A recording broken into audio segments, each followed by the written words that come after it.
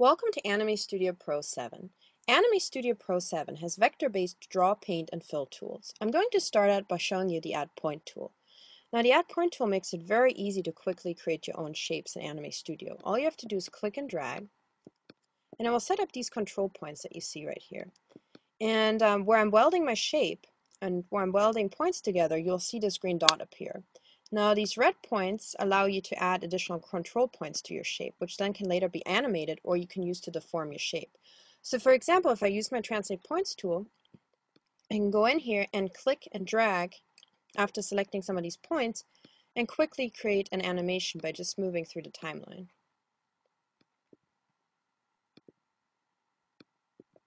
And if I scrub back through my timeline, you now will see that I've quickly animated this shape.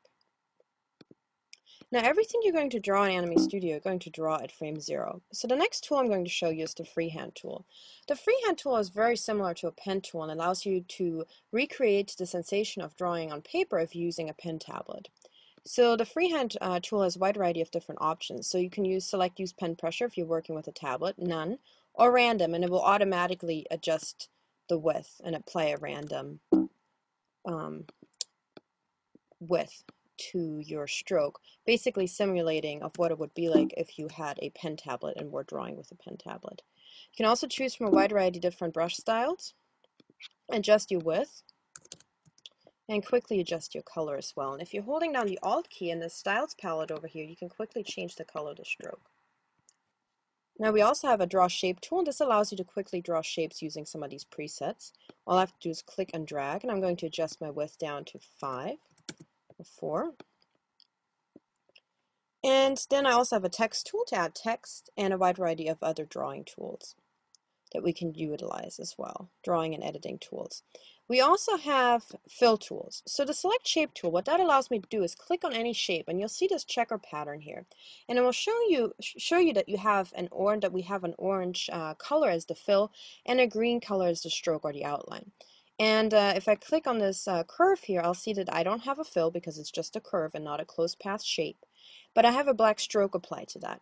So what it allows me to do is I could just click and drag, click and select the shape, and then I could use my paint bucket, and now I could click on another shape and it would take on the settings of that particular style or shape.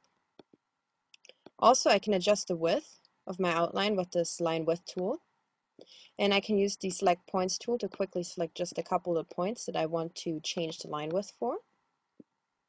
I also have a scale points tool as well that allows me to automatically quickly scale the points. Rotate points tool as well, and a wide variety of layer tools. Now these layer tools I can use to quickly animate something as well. So I'm going to start out with a new page and just show you what that is like if you're using a star, for example. So I can use this layer tool here, the translate layer tool, that allows you to move a shape. And then I'm going to use the scale layer tool to resize the shape. I'm going to use the set origin to select the center of the star, and I'm going to use the rotate layer tool, and now this star is going to rotate right around the origin, and I can go back and animate that. We also have a wide variety of different camera tools, and we can also easily pan around our workspace, zoom in, etc. Now those are some of the basics of the drawing tools. Now I'm going to show you the content library in Anime Studio Pro 7. The content library in Anime Studio Pro 7 is very powerful.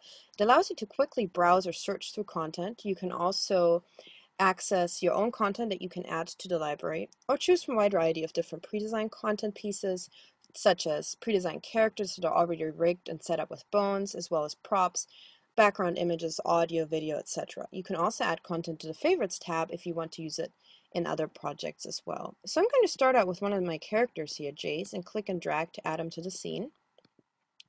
And you can see that he's already set up with these bones. If I zoom in, you can see that bones have been set up for all his different body parts, such as his arms, legs, etc. And if I click and drag at frame 0, I can test the rig, the skeleton here, just so I can get a better feeling about animating Jace. And if I go to frame 6 and move his arms, and let's say frame 12, I move his legs, and then scrub back through the timeline, I've created a quick animation. Now, Anime Studio Pro 7 also has built-in audio recording and built-in lip syncing. Now I'm going to show you how to use this feature. I'm going to go to Window Audio Recording, and I'm going to record a quick sound file right inside the application by hitting the red button. Hi, how are you today? I hit stop, and I can quickly adjust the pitch down here with this slider. Hi, how are you today? Hi, how are you today? I can just click on Add to Project, Test File 2. I'm going to name this as my sample file here, and you see this showing up in the Layers palette. Now if I go over here to my sequencer, the sequencer allows me to quickly arrange elements of my animation, such as video, audio, or existing animation. I can decide at what point in time I want those elements to come into the scene. So for example, if I don't want my sound file to start playing until frame 30, I would just click and drag it over to frame 30. Now in this case, what I'm going to do is I'm going to double click this mouth, and I'm going to select the Switch tab and select Test File 2. And then if I go here to the Channels tab, you'll see that these keyframes have automatically been created for his mouth. I'm going to zoom in on his face. I'm going to hit play, and you'll see that he'll be talking and that his mouth will be synced up to the audio file we just recorded. Hi, how are you today? Now the mouth here is set up with something called switch layers in the switch layer group. And what that allows you to do is go through these different layers, and you can actually animate them as well. For example, with the eyes.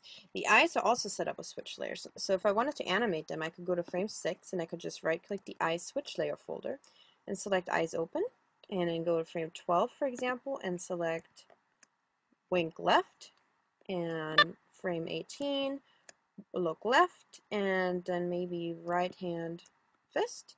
And if I go back to frame 0 and zoom out and play back, you'll see that we have quickly created an animation using this pre-existing character. Hi, how are you today? I can also output my animation to a wide variety of different formats, including PNG, bitmap, Targa, PSD or JPEG, or as a QuickTime movie or Flash SWF file. I can also upload my animation to share with friends on Facebook or YouTube, or easily collaborate on projects by uploading my files via Stuff It Connect.